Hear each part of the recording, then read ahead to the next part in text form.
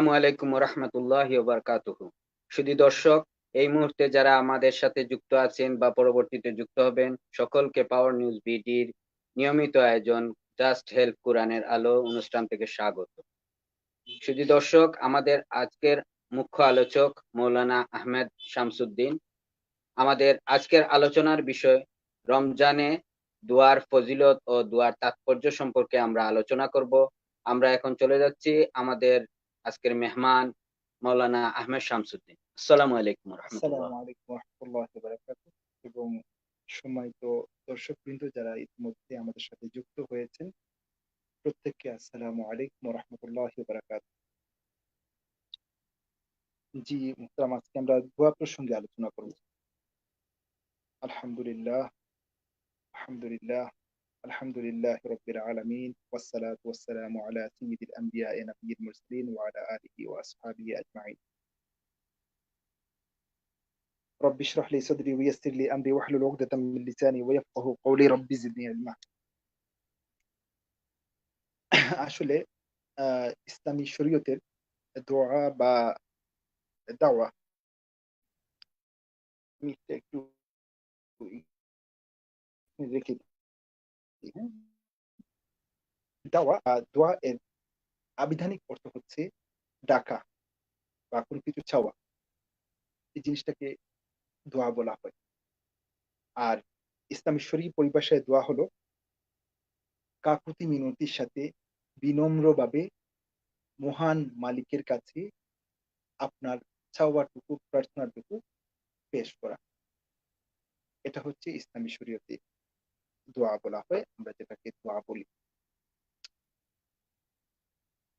দোয়ার গুরুত্ব ইসলামী শরীয়তে অপরিসীম। বলা হয় যে যেখানে সকল হাতিয়ারের, সকল সরঞ্জামের শক্তি, ক্যাপাসিটি শেষ হয়ে যায়, দোয়ার ক্যাপাসিটিটা সেইখান থেকেই শুরু হয়। রাসূল আকরাম সাল্লাল্লাহু আলাইহি ওয়াসাল্লাম তার হাদিসের মধ্যে বলেছেন, আদ-দুআউ মুখল ইবাদাহ, অর্থাৎ দোয়া হচ্ছে একটা ইবাদতের মগজ, একদম নির্যাস বা একদম মানে একদম প্রাইম বিষয়। যে একটা দেহে যেভাবে মগজটা অত্যন্ত গুরুত্বপূর্ণ বা যেটা দিয়ে পুরো জিনিসটাকে নিয়ন্ত্রিত হয়, দোয়াটাও অনেকটা তাই। এজন্য দোয়ার গুরুত্ব অত্যন্ত অপরিসীম একজন মুসলিম জীবনে। আল্লাহ সুবহানাহু ওয়া তাআলা দোয়ার ব্যাপারে বান্দাদেরকে বলেন, উদউনি আস্তাজিব লাকুম, তোমরা আমাকে ডাকো, আমি তোমাদের ডাকে সাড়া দেব, তোমাদের দোয়াকে গ্রহণ করব। সূরা মুমিনে আল্লাহ সুবহানাহু ওয়া তাআলা বলছেন। তারপর হাদিস শরীফে এসছে যে রাসূল আকরাম সাল্লাল্লাহু আলাইহি ওয়াসাল্লাম বলেন, লাইসা শাইউন আকরামু ইনদাল্লাহি মিনাদ দুআ, যে আল্লাহর কাছে দোয়ার মতো গুরুত্বপূর্ণ বিষয় আর নাই।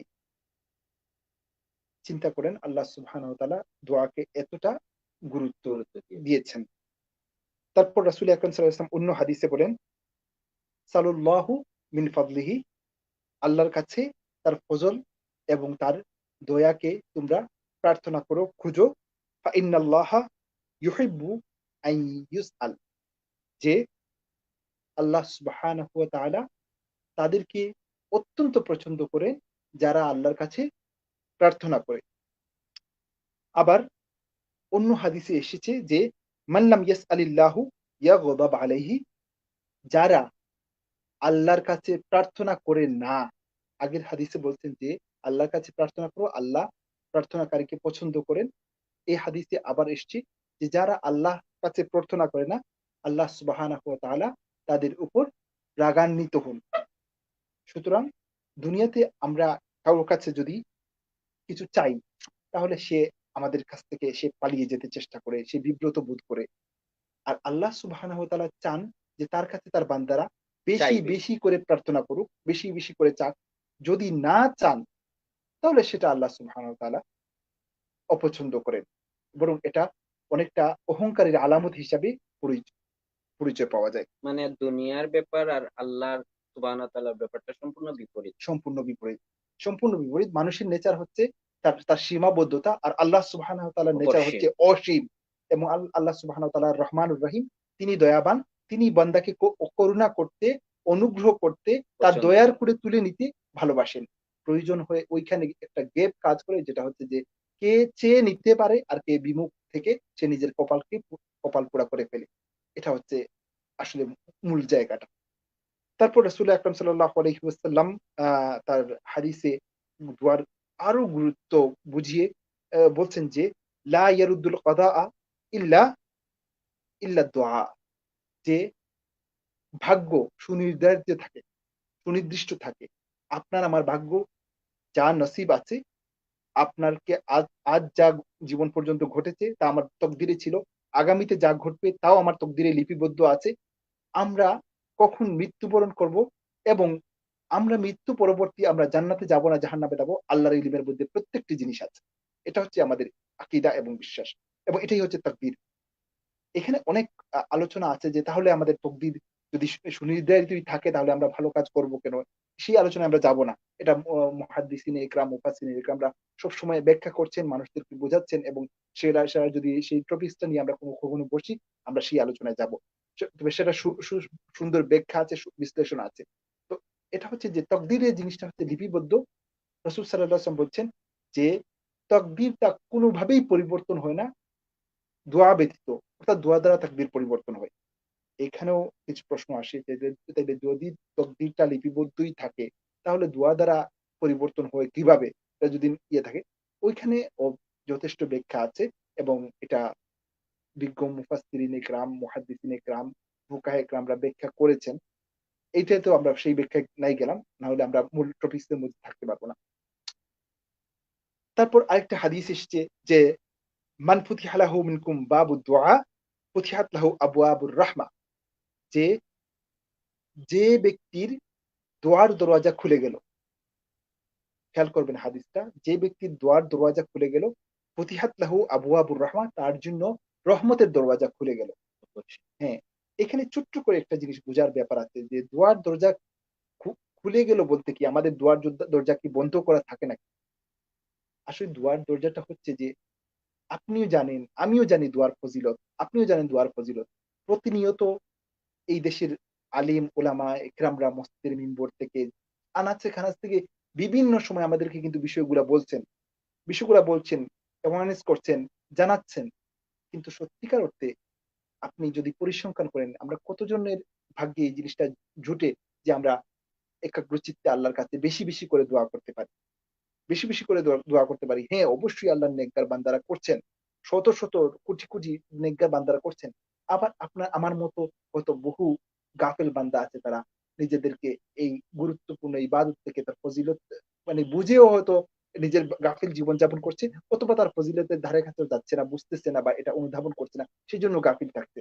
তো সুতরাং এই জায়গাটা ইম্পোর্টেন্ট যে যার জন্য দোয়ার দরওয়াজা খুলে যায়, অর্থাৎ যে দোয়া করতে আল্লাহর জন্য হাত উঠাতে পারে, আল্লাহর জন্য বসতে পারে, নিজের মন খুলে আল্লাহকে বলতে পারে, সেটাও একটা গুরুত্বপূর্ণ ব্যাপার যে সবাই তো বলতে পারে না। সবাই তো বলতে পারে এখানে না। আমাদের আরেকটা প্রশ্ন আসতে পারে যে কোন কোন মানুষের বা কোন কোন গাফিলের দোয়াটা আল্লাহর কাছে বন্ধ বা দরজা বন্ধ, মানে অনেক। এখানে কিছু সংখ্যক লোকের কথা হাদিসের মধ্যে এসছে যে যাদের দোয়াকে গ্রহণ করা হয় না। আমরা আসছি ওই আলোচনায়। ওই আলোচনায় কিছু জায়গা আছে দেখেন যে আল্লাহ সুবহানাহু ওয়া তাআলা বলছে যে খাতামাল্লাহু আলা কুলুবিহিম ওয়া আলা সামিইহিম ওয়া আলা আবসারিহিম গিশাওয়া। যে কিছু লোক আছে দুনিয়ার মধ্যে, তাদের অন্তরের মধ্যে মুহর মেরে দেয়া হয়েছে। মোহর মেরে দেওয়া হয়েছে, তাদের কানের মধ্যে পর্দা করে দেওয়া হয়েছে, তাদের চোখের মধ্যে পর্দা ফেলে দেওয়া হয়েছে। তারা আল্লাহ আজিম, আর তাদের জন্য কঠিন আযাব। যে তাদের সামনে অনেক নাজ ও নিয়ামত যাবে, অনেক সত্য কথা যাবে, অনেক সত্য বাণী যাবে, কিন্তু তাদের অন্তর পর্যন্ত সেই জিনিসটা টাচ করবে না। তাদের অন্তর পর্যন্ত সেই জিনিসটা টাচ করবে না।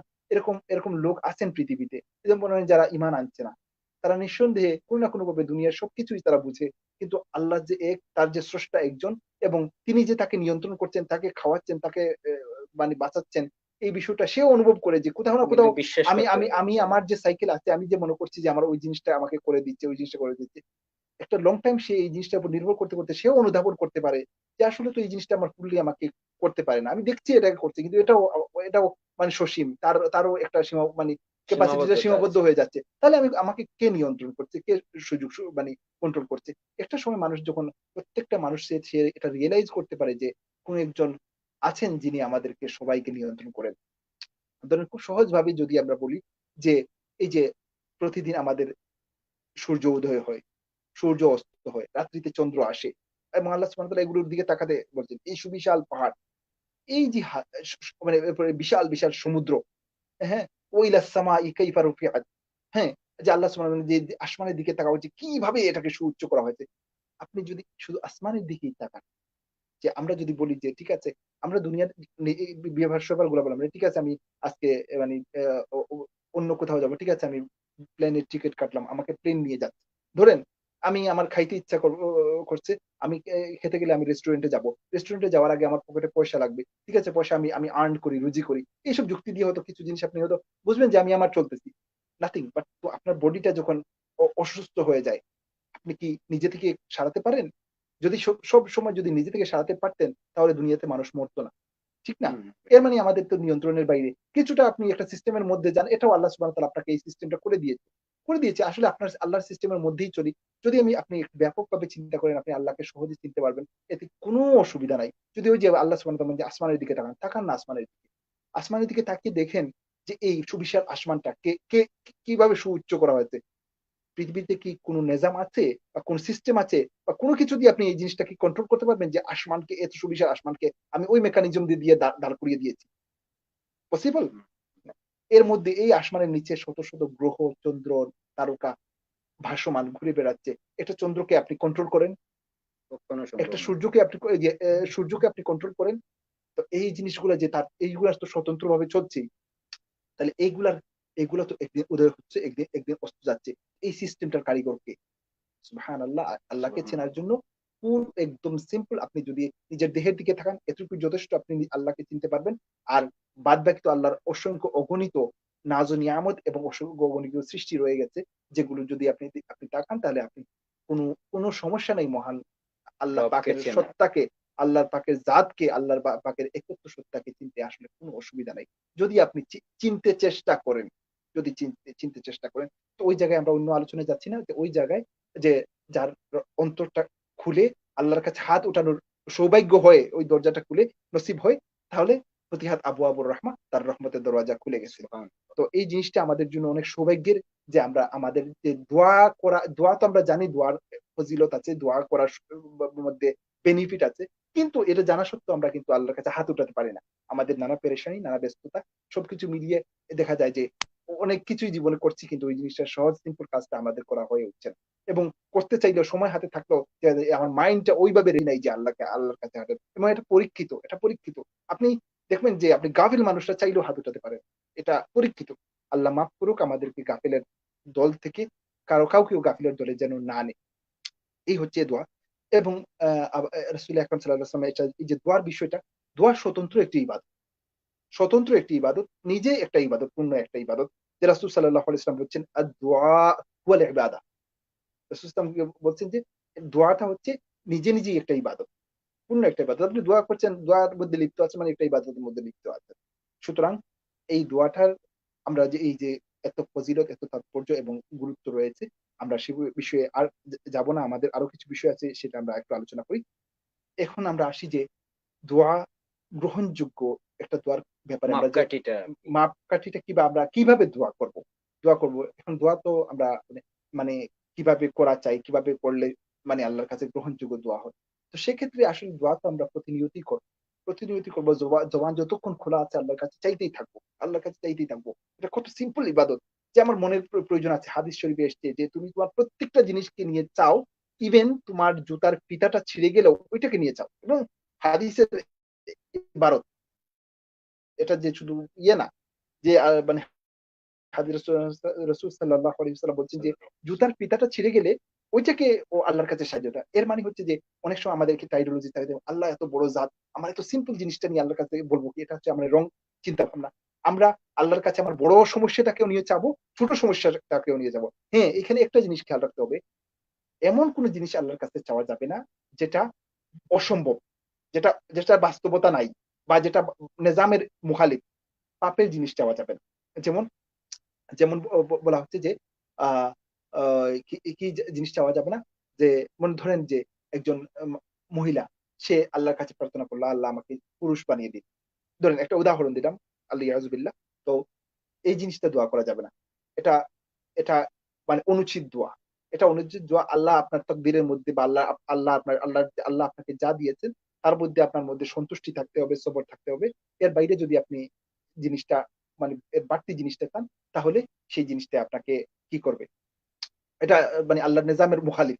সুতরাং এ ধরনের দোয়া করা যাবে না। এ ধরনের দোয়া করে না। কেউ যদি বলে যে আল্লাহ আমাকে চন্দ্র চন্দ্র এনে চন্দ্র দেন বা আমার হাতে সূর্য, হাতে দিয়ে দাও, তাইলে এই দোয়াটা মানে অবাস্তব দোয়া। অবাস্তব। অবাস্তব দোয়া। ধরেন আপনি চাইলেন, আল্লাহ সুবহানাহু ওয়া তাআলা বললেন, ঠিক আছে আমি তোমাকে চন্দ্র দিয়ে দিলাম। তোমার হাত কি চন্দ্র ধারণ করার মতো সম্ভব না, কখনো ক্ষমতা না। আছে? তো এসব যেগুলা অবাস্তব দোয়া, এগুলা করা যাবে না। এগুলা আদবের খেলাফ। এরপরে দোয়ার কিছু আদব রয়েছে, যেগুলো হচ্ছে যে আপনার রিজিক, আপনার রিজিক যেটা, যেই রিজিক আপনি আ খান, যেই রোজগার আপনি করেন, যেই পোশাক আপনি পরিচ্ছদ করেন, এই জিনিসগুলো হালাল হওয়া চাই। হালাল হওয়া চাই, যে আপনি হারামের মধ্যে নি মানে আ নিপতিত আছেন। আপনার দোয়াটা, আপনি হারাম থেকে বের হয়ে আসতে হবে। এটা আপনার জন্য দরকারি। এখন আপনি হারাম কাজ করেন, হারাম খান, হারাম পড়েন, তাহলে এখানে দোয়ার আদবের খেলাফ। এটুকু আমরা বলতে পারি। তারপর হচ্ছে, যখন আপনি একটা দোয়া করতে বসবেন, এটা আদব বলছি, যে বাধ্যবাধকতা নাই। কিন্তু এটা আপনার দোয়ার আপনার তো আল্লাহর কাছে হাত ওঠা এইজন্যই যে আমার কথাটা আল্লাহ সুবহানাহু ওয়া তাআলা কবুল করেন। দোয়ার করার আগে একটা কিছু নেক কাজ করা। এটা হতে পারে যে আপনি কোরআন পাকের তেলাওয়াত কিছু করলেন, কিছু সাদকা করতে পারেন, ২ রাকাত নামাজ পড়তে পারেন, অথবা তার চেয়ে বেশি করতে পারেন।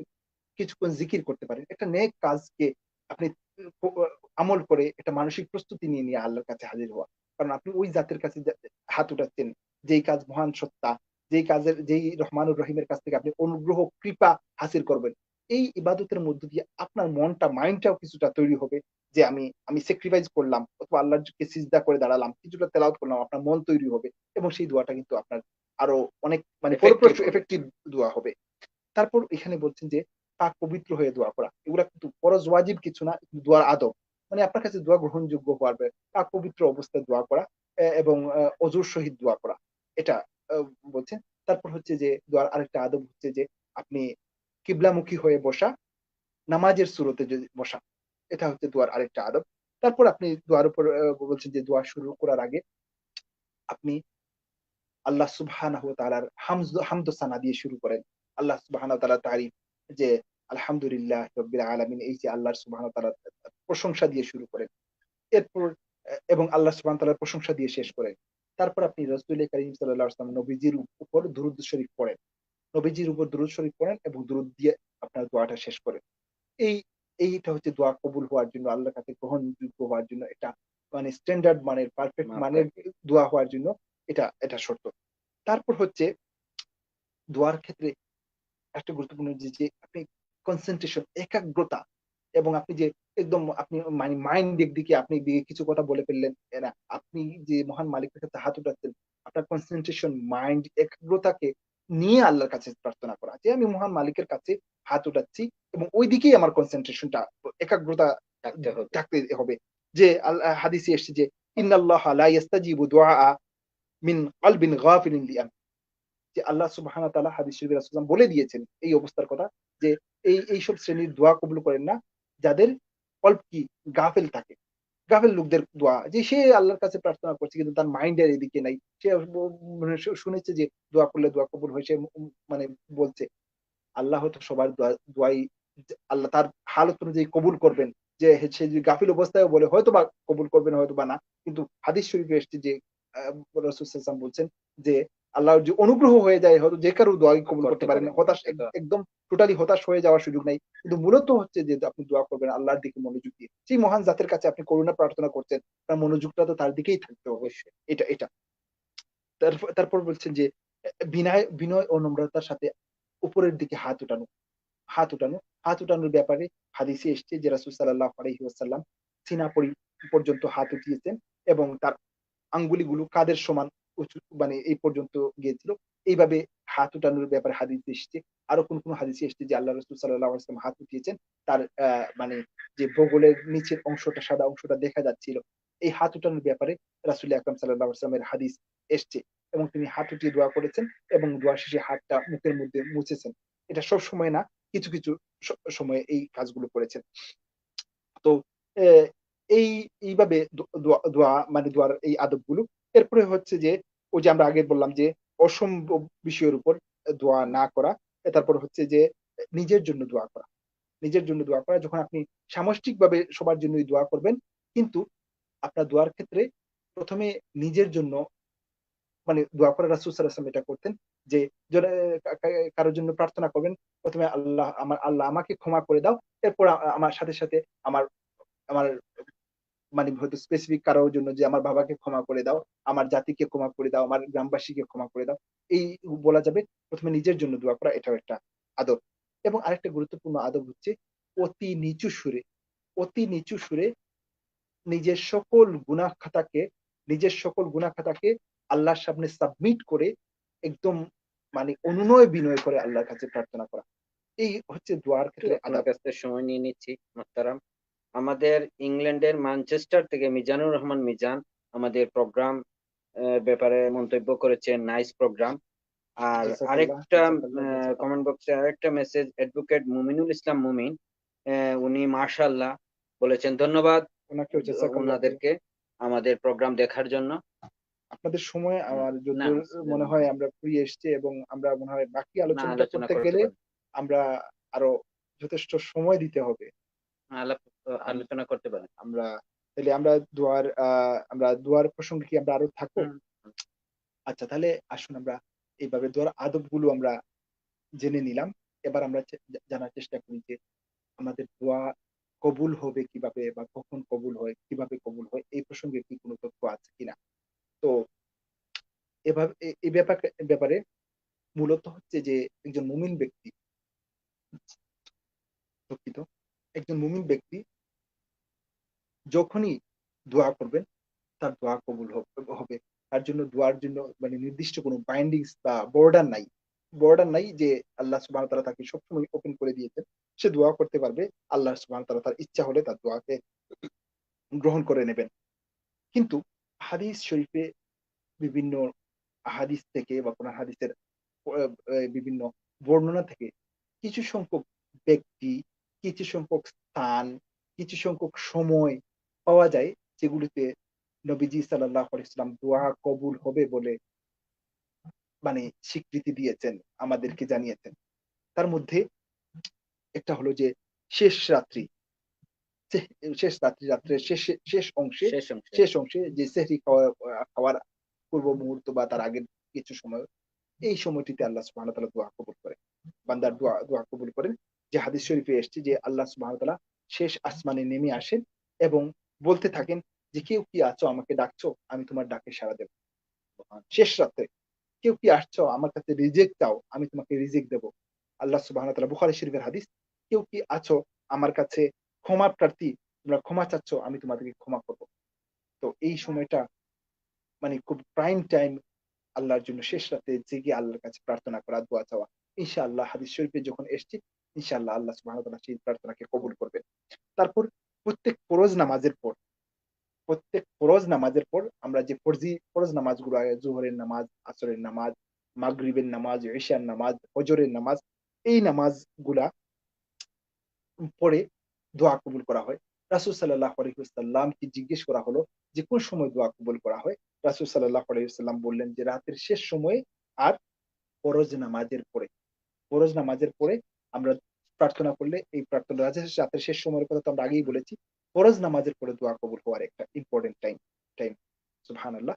কারণ এটা আমরা অনেকেই হয়তো আ মানি এটা নিয়ে আমাদের মধ্যে কিছুটা আলোচনা আছে যে ফরজ নামাজের পরে যে ইম্পোর্টেন্ট টাইমটা অনেকেই মনে করেন যে এটা তো নামাজ দোয়াটার কেউ ইগনোর করে না।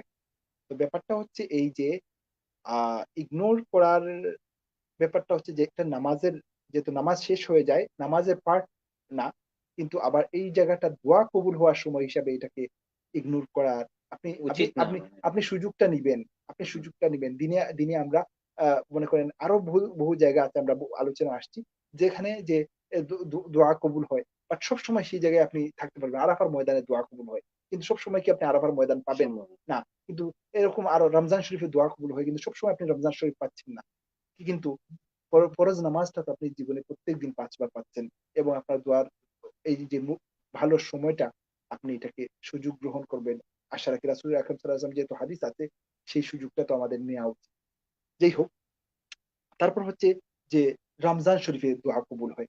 বিশেষ করে ইফতারের সময়, যে আবি হুরায়রা রাদিয়াল্লাহু তাআলা আনহু হাদিস, ক্বালা ক্বালা রাসূলুল্লাহ সাল্লাল্লাহু আলাইহি ওয়াসাল্লাম সালাসাতুন লা ইয়ারুদ্দু দাওয়াতাহুম, ৩ ব্যক্তির দোয়া ফেরত দেওয়া হয় না। এক হচ্ছে আস-সাইমু হিনা ইয়াফতার, রোজাদার ব্যক্তি যখন কি করে? ইফতার করে, তখন তার দোয়া, ইফতারের সময় তার দোয়াকে কবুল করা হয়। আল ইমামুল আদিল, ন্যায়পরায়ণ বাদশা, তার দোয়াকে কবুল করা হয়। এখন আমাদের যদি সমাজে ন্যায়পরায়ণ, ন্যায় বিচারক বাদশা থাকেন, তার দোয়াকে আল্লাহ সুবহানাহু ওয়া তাআলা গুরুত্ব দেন, তার দোয়াকে কবুল করেন। ওয়াদ দাওয়াতুল মজলুম, এবং মজলুম ব্যক্তির দোয়া, মজলুম ব্যক্তির দোয়া, অন্য হাদিসে এসছে যে মজলুম ব্যক্তি দোয়া আল্লাহ ততক্ষণ পর্যন্ত কবুল করতে থাকেন যতক্ষণ পর্যন্ত সে প্রতিশোধ নেয় নাই। সুতরাং মজলুমের দোয়াটাও খুবই ইম্পর্টেন্ট। ইম্পোর্টেন্ট, ২ দিক থেকে ইম্পোর্টেন্ট। সে দোয়াটা করে যদি বদদোয়া যদি করে, এটা আমাদের সাবধান থাকতে হবে যে কাউকে কারো উপর জুলুম করলাম। সে আমার জন্য, তার দোয়াটা কবুল হয়, তার বদদোয়াটাও যদি সে আমার জন্য বদদোয়া করে, যে তাহলে এটার জন্য আমি আমার জন্য এটা বিপদ হয়ে ক্ষতিগ্রস্ত হতে পারে, ক্ষতিগ্রস্ত হ্যাঁ, হয়ে বিপদ। আসতে পারি, কারণ আল্লাহ সুবহানাহু ওয়া তাআলা বলছেন যে তার দোয়া কবুল হয়। সুতরাং আমরা কারো উপর জুলুমের দিকে এগোবো না, সেটা আমাদের সতর্ক থাকতে হবে। আরেকটা দোয়ার কবুলের জায়গা হচ্ছে শবে কদরের রাত্রি, যে তানাজ্জালুল মালাইকাতু ওয়ার রূহু, আউযু বিল্লাহি মিনাশ শাইতানির রাজিম, তানাজ্জালুল মালাইকাতু ওয়ার রূহু ফিহা বিইذনি রাব্বিহিম মিন কুল্লি আমরিন সালাম ইয়া হাত্তা মাতলাইল ফাজর, যে এইখানে এই রাত্রিতে জিবরিল আমিন, রূহ বলতে মুফাসসিরিনে কেরামরা বলছেন জিবরিল আমিন তার ফেরেশতার দল বল নিয়ে পৃথিবীতে অবতরণ করেন, এবং সবার দরওয়াজায় শান্তির এবং সালামের মানে সওগাত পৌঁছে দিতে থাকেন। তো ওই রাত্রিতে দোয়া কবুল হয়। এবং আলহামদুলিল্লাহ রমজান শরীফে এই রাত্রি, এবং মুফাসসিরিনে কেরামরা বলছেন যে সকল বেজুর রাত্রি, এবং বিশেষ করে শেষ দশকেই মুফাসসিরিনে কেরামরা এটাকে জোর দিয়েছেন এবং বেজুর রাত্রিগুলোতে সম্ভাব্যতা বলেছেন। যদিও স্পেসিফিক কোন রাত্রির কথা মানে ফাইনালাইজ হয় নাই যে এই রাত্রিতেই লাইলাতুল কদর। তারপর আযান এবং ইকামতের মধ্যবর্তী সময়ের দোয়া। এই সময়েও আল্লাহ সুবহানাহু ওয়া তাআলা দোয়া কবুল করে থাকেন। যে রাসূল সাল্লাল্লাহু আলাইহি ওয়াসাল্লাম বলছেন যে আযান এবং ইকামতের মধ্যবর্তী সময়ে যে দোয়া করা হয় তাকে ফিরিয়ে দেয়া হয়। তো এই সময়ের দোয়াটা মানে আল্লাহ সুবহানাহু ওয়া তাআলার কাছে গ্রহণযোগ্য। আমরা আগেই বলেছি যে আরাফার দিনের দোয়া।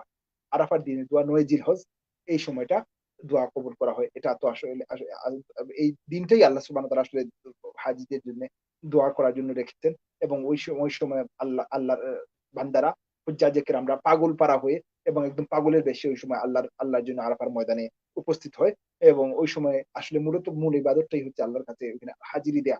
হাজিরি দেয়া, লাব্বাইক আল্লাহুম্মা লাব্বাইক, লাব্বাইক লা শারীকা লাকা লাব্বাইক। একদম মানে একদম ভেরি গর্জিয়াস মোমেন্ট।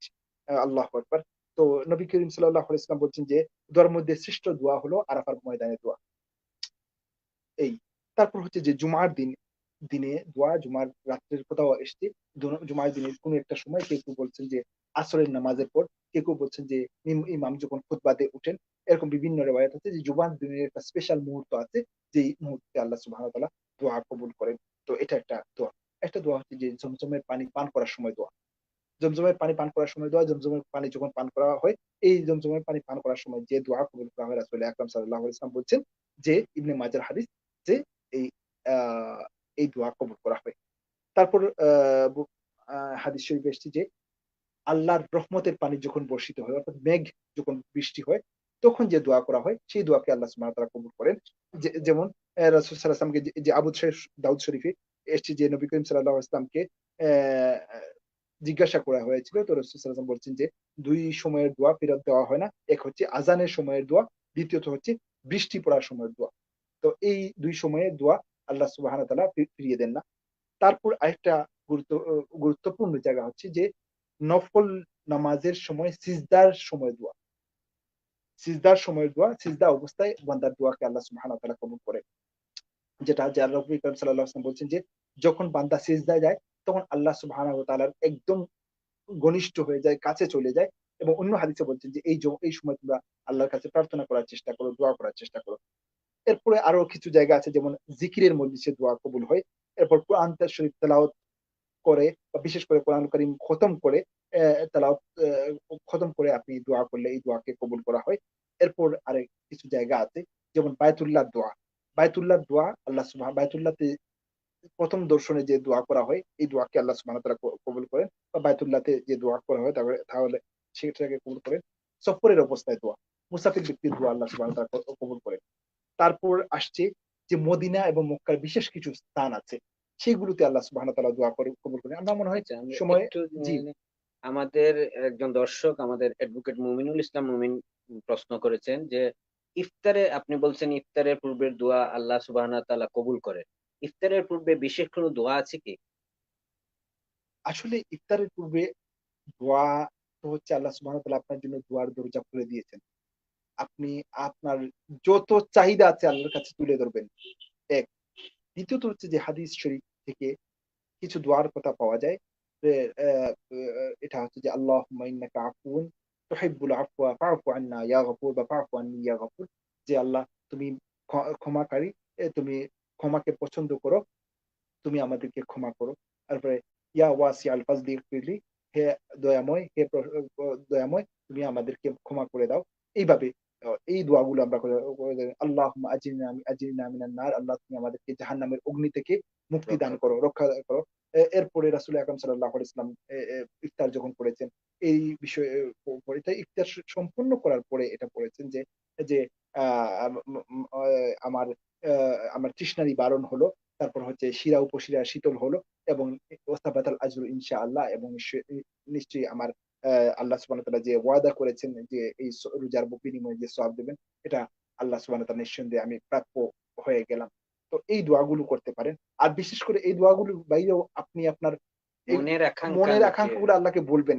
জীবনে আপনার তো শুধু আ এগুলোর বাইরেও তো আপনার জীবনে আমাদের প্রত্যেকের জীবনে শত চাহিদা আছে, শত সমস্যা আছে। আমার সুস্থতা, অসুস্থতা, আমার হালাল রুটি-রুজির জন্য প্রার্থনা করা, আমার সু সু সু মানে সুস্থতার সুন্দর জীবনের জন্য প্রার্থনা করা, আমার নানা ধরনের অসুবিধার মধ্যে আমি আক্রান্ত সেগুলো থেকে মুক্তি চাওয়া। বিশেষ করে, বিশেষ করে যে জিনিসটা আমরা জেনারেলি অবশ্যই করব যে আমাদের দুনিয়ার জীবনের সব ভালো-মন্দ আল্লাহর কাছে প্রার্থনা করব এবং সবথেকে বড় কথা হচ্ছে ভাই আমাদের তো একদিন আজ হোক কাল হোক আমরা গাফিল থাকি আর সচেতন থাকি। একদিন আমরা আল্লাহর কাছে চলে যেতে চলে হবে। যেতে হবে। এবং সেটা আসলে আমরা মনে করি আমাদের জীবন অনেক লম্বা এবং আমরা জীবন নিয়েই অনেক ব্যস্ত থাকি। এবং ওইভাবেই আমাদের অ্যারেঞ্জমেন্ট গুলা থাকে। আমরা আসলে গড়ে পড়তে হয় শয়তানের ওয়াসওয়াসায় হোক, নফসের ওয়াসওয়াসায় হোক আমরা গাফিল হয়ে যাই। কিন্তু ওই সময়গুলোতে আমরা আল্লাহর কাছে মানে যেভাবে হোক একদিন আমাদের কিন্তু আল্লাহর কাছে চলে যেতে চলে হবে। যেতে তো সেই সময়ের জন্য আমরা একটা গুরুত্বপূর্ণ ব্যাপার আছে যে সেই আপনি দুনিয়ার জীবন শেষ করার পর আমি যখন আখিরাতে চলে গেলাম, তখন আমার জন্য আল্লাহর জান্নাত অপেক্ষা করছে নাকি ভয়াবহ জাহান্নাম অপেক্ষা করছে। এটা যদি আমরা অনুভূতির মধ্যে নিয়ে আসি ভাই, আসলে কত কঠিন ব্যাপার যে জাহান্নামের আগুনে যদি আমাদেরকে দিয়ে দেওয়া হয়, আল্লাহ মাফ করুন, আল্লাহ মাফ করুন, আল্লাহ মাফ করুন। সেটা কি মেনে নেয়া সম্ভব?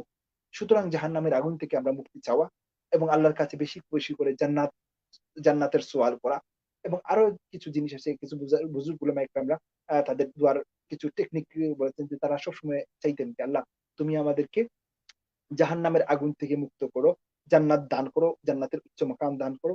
দ্বিতীয়ত এর আগে চাইতেন যে আল্লাহ আমার মউতের সময় ঈমানের সাথে মউত নসিব করো। এটাই তো আমাদের মূল। মউত নসিব করো। কারণ ঈমানটা আমাকে ওই সময় শয়তান কিন্তু আমাদেরকে চরমভাবে বিভ্রান্ত করতে চেষ্টা করে। যে মানে নানাভাবে যে কোন মতে সে যদি আমার ঈমানটাকে কিন্তু নষ্ট করে দিতে পারে তাহলে তো সে সাকসেসফুল হয়ে গেল, আমাকে বিনাশ করে দিল। ওই জায়গায় যে আল্লাহ তুমি আমার ঈমানটাকে মউতের সময় হেফাজত করো। এ এর এ এর স্টেপ বাই এর আগের স্টেপে দোয়া করলেন যে আল্লাহ মউতের আগে আমার গুনাহ খাতার তওবাতুন নাসুহা আমার তওবা নসিব করে আল্লাহ মউতটা দিও। কারণ আমি যদি গুনাহ খাতার ঘাড়ে নিয়ে আমি যদি তোমার কাছে হাজির হয়ে যাই, আল্লাহতে তো আমি শাস্তির উপযুক্ত হয়ে যাব। তার আগে আল্লাহ তুমি দয়া করো আমাকে গুনাহ থেকে আমাকে বাঁচার তৌফিক দান করো। এর এর আগে ইয়া মুকাল্লিবাল কুলুব যে আল্লাহ তুমি আমার অন্তরকে পরিবর্তন করতে পারো, তোমার সবকিছুর উপর নিয়ন্ত্রণ। আমি যে বেগাফিল আছি, আমি যে নানা মানে আমার যে সামনে যে কঠিন জীবন আসছে, যেটাকে আমাকে তোমার সামনে দাঁড়াতে হবে। আমার অন্তরে এটুকু অন্তত ঢেলে দাও যে আমি যেন তোমাকে ভয় করে তোমার হুকুম আহকাম মেনে চলতে পারি, এবং আমাকে যেন শয়তান আমাকে মিসগাইড না করে, অথবা আমার নফস আমাকে মিসগাইড না করে, বা এমন গাফিল জীবন যেন আমি পরিচালনা করে শেষ করে না দেই যে সময় আমি মৃত্যুর মুখোমুখি হবো তখন দেখবো যে পিছনে চেয়ে যে আমার আমি তো আমার মানে আখেরাতের মানে জীবনের জন্য আমার খুব একটা প্রিপারেশন নাই। আল্লাহ মাফ করুক। সেই জিনিসটা আমাদের আল্লাহ যেন আগে থেকে যদি আমাদের অন্তরে ঢেলে দেন, বা আল্লাহ আমাদেরকে তৌফিক দেন, সেই তৌফিকটুকু চেয়ে নিতে হবে। যদি মনে করেন যে না আমি ভালো মুমিন হয়ে বেঁচে যাব, সম্ভব না ভাই, সম্ভব না ভাই। আসলে এটাও এটা। আল্লাহর কাছে চেয়ে নিতে হবে যে আল্লাহ আমাকে এই তৌফিকটুকু দেন, এবং আমরা চেষ্টা করতে হবে। চেষ্টা তো শুরু আনা, চেষ্টা তো অবশ্যই। চালিয়েই যেতে হবে, এবং আল্লাহর কাছে সাহায্য প্রার্থনা করতে হবে। আপনি চাইলেও কিন্তু ও ভালো মুমিন হয়ে যেতে পারবেন না। এজন্য যদি আমরা আল্লাহর আল সহায়তা আল্লাহর সহায়তা না থাকে, থাকে। এবং সব জিনিসের মধ্যেই আল্লাহর সহায়তা প্রয়োজন। এইজন্য প্রতিদিন দেখেন আমরা নামাজের মধ্যে পড়ি যে ইহদিনাস সিরাতাল মুস্তাকিম। হাত বেঁধেই এই যে আলহামদুলিল্লাহি রাব্বিল আলামিন আর রহমানির রহিম বলে এই যে বলি ইহদিনাস সিরাতাল মুস্তাকিম, আল্লাহ আমাদেরকে সিরাতে মুস্তাকিমের পথে পরিচালিত করো। এইটুকু আমরা আল্লাহর কাছে চাইতে থাকি যে আল্লাহ তুমি যদি না পরিচালিত করো, তুমি যদি মানে মিসগাইড মানে আমাকে যদি মিসগাইড হওয়া থেকে না বাঁচাও, হেফাজত না করো, আমার ক্যাপাসিটি, আমার কোয়ালিটি, আমার ইবাদত কিছু দিয়েই আমি আসলে নিজেকে নিজে হেফাজত করতে পারবো না। পারব না। পারবো না তুমি যদি আমাকে দয়া না করো। আচ্ছা, আমাদের মনে হয় আমাদের আমরা বেশি আরেকটা সময় নিয়ে নিচ্ছি। একটু সময় হতে গেছে, কি দর্শকরা কি দর্শকরা অধৈর্য হয়ে নিতেছে যাবেন আমাদের। নাকি? আমরা আজকে আসলে দোয়ার ফজিলত এবং গুরুত্ব সম্পর্কে ঘন্টার পর ঘন্টা বললেও আমাদের শেষ হবে না। হ্যাঁ, আমরা আগামী দিনও এই বিষয়ে বিশদ আলোচনা করব। আরেকটা জিনিস শেষ করার জি, আগে জি, জি, জি, দর্শকদেরও হয়তো অনেকটা চাহিদা আছে যে আমরা বর্তমানে, আপনিও জানেন, আমরা সবাই জানি যে বাংলাদেশ সহ সারা বিশ্বে এই করোনা ভাইরাসের কারণে মোটামুটি বিপর্যস্ত মানুষ। জি, প্রতিদিন মৃত্যু আতঙ্কে সবাই ভুগতেছে। জি, জি, এই করোনা ভাইরাস যেটা মহামারী, জি, আমরা জানি যে রাসূল সাল্লাল্লাহু আলাইহি সাল্লাল্লাহু সাল্লাম আলাইহি ওয়াসাল্লাম। জি, এই মহামারী থেকে বাঁচার জন্য বিভিন্ন দোয়া করেছেন বা হুম, করার জন্য তার উম্মতদেরকে বলেছেন। হুম। আমরা কি এই করোনা ভাইরাস বা মহামারীর সময় বিশেষ কোনো দোয়া আছে যদি দর্শকদের বলতেন? আসলে মহামারী ভাইরাস থেকে রাসূল আকরাম সাল্লাল্লাহু আলাইহি ওয়াসাল্লামের হাদিস থেকে পাওয়া যায় যে আ আ আ একটা দোয়া পাওয়া যায় যে আল্লাহুম্মা ইন্নী আউযু বিকা মিনাল বারাসি ওয়াল জুনুনি ওয়াল জুযামি ওয়া মিন সাইয়্যিল আসকাম। এই দোয়াটা আমরা পাঠ করতে পারি যে আল্লাহুম্মা ইন্নী আউযু বিকা মিনাল বারাসি ওয়াল জুনুনি ওয়াল জুযামি ওয়া মিন সাইয়্যিল আসকাম। আল্লাহ তুমি আমাদেরকে কুষ্ঠরোগ থেকে, মহামারী থেকে, পাগলামিপনা থেকে, এবং সকল ধরনের পচার রোগ থেকে আল্লাহ তুমি আমাদেরকে হেফাজত করো। সুবহানাল্লাহ। এই দোয়াটা করতে পারি। ইভেন এমন বলতে পারি যে আল্লাহুম্মা ইন্নী আউযু বিকা মিনাল বারাসি ওয়াল জুনুনি ওয়াল জুযামি ওয়াল কারুনা। এটাও বলতে পারেন। আমি আমি সেদিন একটা ভিডিও ক্লিপে দেখলাম যে শেখ আব্দুর রহমান আস-সুদাইস এই দোয়ার সাথে এই শব্দটাও যুক্ত করেছেন। মানে হচ্ছে যে ওইসব বিষয়ের সাথে সরাসরি আল্লাহকে বললেন যে, "আল্লাহ এই করোনা থেকেও আমাকে মুক্তি দান করো। আমাদেরকে হেফাজত করো।" কারণ এটা ইসলামী শরীয়তে এটা বলা হচ্ছে যে এখানে আপনি যখন বলছেন, আরেকটা জিনিস আমাদের দর্শকদেরকে আবার আমি রিমাইন্ডার দিতে চাই। আমরা একদিন বলেছিলাম যে একটা জিনিস প্রত্যেকের, এটা ঈমানগত বিষয়, যে প্রত্যেকের একটা জিনিস মনে রাখতে হবে যে করোনা এটা সংক্রামক রোগ, এটা সংক্রমিত হয়। আল্লাহ সুবহানাহু ওয়া তাআলা কিছু রোগের মধ্যে সংক্রমণ ক্যাপাসিটি দিয়ে দিয়েছেন। এটা আল্লাহর সৃষ্টি, মখলুক তো অবশ্যই। সুতরাং এই জিনিসটা ছড়াতে পারে, একজনে আরেকজনের শরীর থেকে সংক্রমিত হতে পারে, আপনাকে এফেক্টেড করতে পারে। কিন্তু এই আকীদাটা মনের মধ্যে মানে একদম দৃঢ়তার সাথে রাখবেন যে করোনা আপনার এটার জন্য মৃত্যু ভয় নিয়ে মানে আপনি হবেন না, প্যানিক হবেন না। করোনা আপনার মৃত্যু দিতে পারবে না। এটা মানে আপনি ডিটারমাইন্ড থাকতে হবে যে করোনা আপনার মৃত্যু আপনার খালিক, আপনার স্রষ্টা, আপনার রব্বে যখন যেই ক্ষণে আপনার জন্য নির্ধারিত রেখেছেন তখনই হবে। হয়তো করোনাটা ওসিলা হতে পারে। করোনাটা ওসিলা হতে পারে যে করোনার মধ্য দিয়ে আপনার মৃত্যু আসতে পারে। তখন হয়তো আল্লাহ অর্ডার করে দিবেন যে ঠিক আছে করোনা তুমি তোমার করোনার মধ্য দিয়ে আপনার মৃত্যু সাব্যস্ত হলো। কিন্তু আপনার মৃত্যু আপনার সুনির্দিষ্ট সময় হবে, এটা আমাদের আকীদা। এটা আমাদের আকীদা। এই জায়গায় কিন্তু বিচলিত হবেন না। সাথে আরেকটা কথা বলে দিই, হয়তো ভুল মেসেজ চলে যাবে। তাহলে কি আমরা মানে প্রোটেকশন ইউস করব না?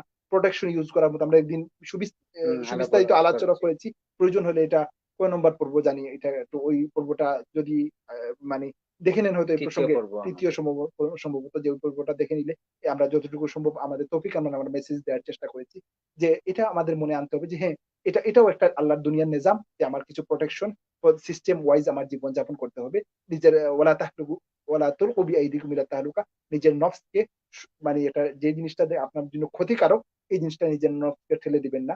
করোনার মধ্যে বা কিছু সংখ্যক ভাইরাসের মধ্যে সংক্রমণ আছে, এরা সংক্রমিত হয়, সুতরাং আপনি যেখানে আক্রান্ত হওয়ার ভয় আছে সেটুকু থেকে আপনার নফসকে হেফাজত করবেন, এটা আপনার দায়িত্ব। কিন্তু ইমান এটা সুনিশ্চিত যে করোনা আমার মৃত্যু দিতে পারবে না, একমাত্র মৃত্যু আল্লাহ আল্লাহর। সুবহানাহু ওয়া এবং তাআলা এবং যদি চাহেন। এবং সাথে একটা এক্সাম্পল দিয়ে দিই যে মানে একসময় আমরা অধিক প্যানিকের মধ্যে ছিলাম, সময়ের ব্যবধানে শত শত এক্সাম্পল আল্লাহ তৈরি করে দিয়েছেন, পৃথিবীতে শত শত মানুষ আক্রান্ত হচ্ছে, সেই হিসেবে মৃত্যুর হার একদম কম। আরেকটা ব্যাপার হচ্ছে যে প্রচুর মানুষ মনে হচ্ছে যে সংক্রমিত হলেই মৃত্যুবরণ করব, প্রচুর মানুষ এই ইদানিং এক্সাম্পল ধারণাটা ভুল এক্সাম্পল প্রমাণিত প্রমাণিত হচ্ছে হচ্ছে বর্তমানে। প্রমাণিত হচ্ছে যে একজন সেদিন একটা রিপোর্ট করলাম যে একজন করোনা আক্রান্ত ব্যক্তির ওয়াইফ ওনাকে কাছে থেকে সেবা শুশ্রূষা করেছেন, পরবর্তী উনিও সুস্থ হয়ে এসেছেন, ওই মহিলার মধ্যে কোনো পাওয়া যায় নাই। এবং আরেকটা বিদেশে একজন মহিলার উনি করোনা আক্রান্ত ছিলেন, উনার বাচ্চা ডেলিভারি হওয়ার পর 6 দিন পরে উনি মারা গেছেন, কিন্তু বাচ্চার মধ্যে কোনো করোনা পজিটিভ পাওয়া যায় নাই। এরকম শত শত উদাহরণ আছে। এবং রিসেন্ট একটা মানে আমরা জানলাম যে একটা জানাজা হয়েছিল, আমরা আতঙ্কে ছিলাম যে ওই জানাজার মধ্য দিয়ে হয়তো আমাদের লক্ষ আনসারী লক্ষ সাহেব, ওই একজন মৌলানা। একজন মৌলানা আনসারী সাহেব, তো তো উনার লক্ষ লক্ষ মানুষ আক্রান্ত হতে পারেন, কিন্তু সত্যিকার অর্থে তার রেজাল্টটা কিন্তু পেয়ে গেছি, জিরো। সেই জন্য আমরা বলতে পারি যে ওই জায়গাটায় শত শত লক্ষ লক্ষ মানুষ আক্রান্ত হন নাই। সুতরাং আমরা এই যে ইমান মুসলমানদের যে আকীদা দেখেন সুস্পষ্ট, আমরা হয়তো এটাকে ক্লিয়ার করতে পারি নাই বা বুঝতে পারি নাই এই জায়গাটা। ধন্যবাদ মোহতারাম মৌলানা আহমেদ শামসুদ্দিন। আমরা দোয়া সম্পর্কে অনেক গুরুত্বপূর্ণ তথ্য এবং ফজিলত সম্পর্কে অনেক কিছু জানতে পারলাম। শুধু দর্শক, আমরা আগামী দিনও চেষ্টা করব আমরা দোয়া সম্পর্কে আরো বিশদ মোহতারামের কাছ থেকে জানতে। আজ এ পর্যন্তই। আমি দর্শকবৃন্দকে অনুরোধ করব, আমরা যে আলোচনা করেছি, আমাদের মুহতারাম যে আলোচনা করেছেন, এই আলোচনা অনুযায়ী আমরা আমল করব। আমল করতে হবে, শুধু শুধু আমরা বললাম আর আপনারা শুনলেন তাহলেই হবে না। আমরা আমল করব, তাহলেই আমরা এর ফজিলত পাবো ইনশাআল্লাহ। আল্লাহ সকলেই আল্লাহ আমল করতে সুবহানাহু ওয়া হবে। তাআলা। আমরা হ্যাঁ, আমাদেরকেও আমরাও আল্লাহ যেন আলোচনা, হ্যাঁ, তৌফিক দান করেন, আল্লাহ আমাদেরকেও আল্লাহ সুবহানাহু ওয়া তৌফিক দান তাআলা করেন আমল করার। আমাদেরকে এই আমল করা তৌফিক দেন, আমাদেরকে এই করোনা ভাইরাস থেকে আমাদেরকে সবাইকে হেফাজত রাখেন, এই কামনা আল্লাহুম্মা আমিন, করেই আজকের মতো আল্লাহুম্মা আমিন, আমরা বিদায় আল্লাহুম্মা। নিচ্ছি। আসসালামু আলাইকুম ওয়া রাহমাতুল্লাহ। আসসালামু আলাইকুম ওয়া রাহমাতুল্লাহি ওয়া বারাকাতুহু। ওয়া আলাইকুম আসসালাম।